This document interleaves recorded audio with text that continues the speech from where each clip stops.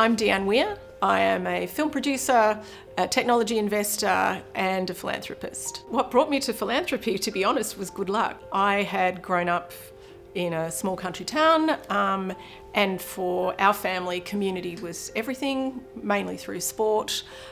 It wasn't that there was money to go around, but it was really important that you were part of your community and you wanted to give back.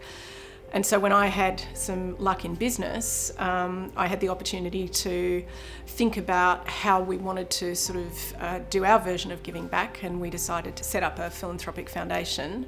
And it has been the most gratifying kind of 12 years or so of my life. We have supported organisations such as the International Women's Development Agency, which actually was when I got my very first paycheck as a professional person. I decided I wanted to have an organisation that I would support on a regular basis. And I started giving to IWDA, and that was nearly 30 years ago, and I'm still giving to them. And as a philanthropist, a lot of our focus is on looking at cultural activities. But the overwhelming focus of what we do is thinking about gender equality and how we can achieve structural change to actually ensure that everybody, regardless of their gender, gets to participate fully in society. So we are always trying to bring a gender lens to what we do.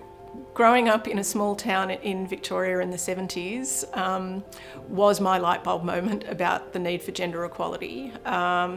It became very clear to me very early on when I realised that my mother was made to leave school at 13 because, you know, what was the point in educating a girl? And whereas for me, you know, my whole life was reading and learning, and I was so excited by that. And realising my own mother had been prevented from having that opportunity started raising a whole lot of questions.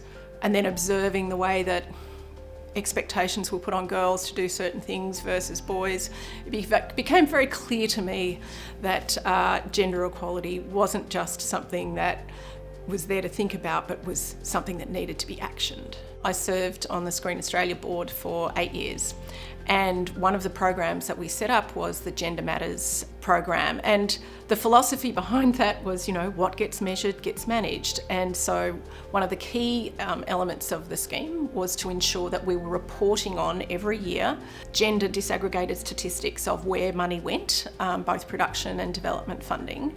But then also there was some specific $5 million of funding put towards female-driven projects, so that in a way we were trying to sort of address some historical imbalances with some affirmative activity.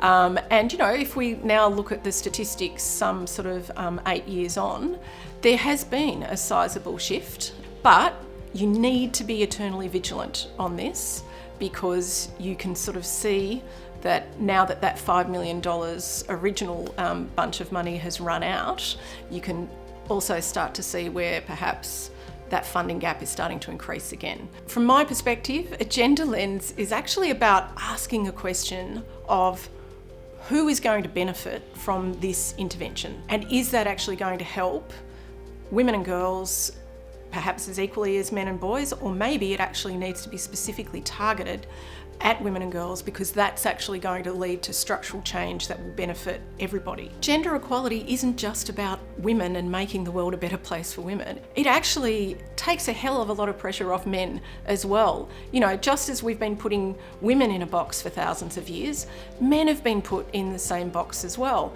Why don't we just let everyone live the sort of lives they want to live and not try and constrict them based on gender perceptions, and just let them contribute and live the lives they want to live?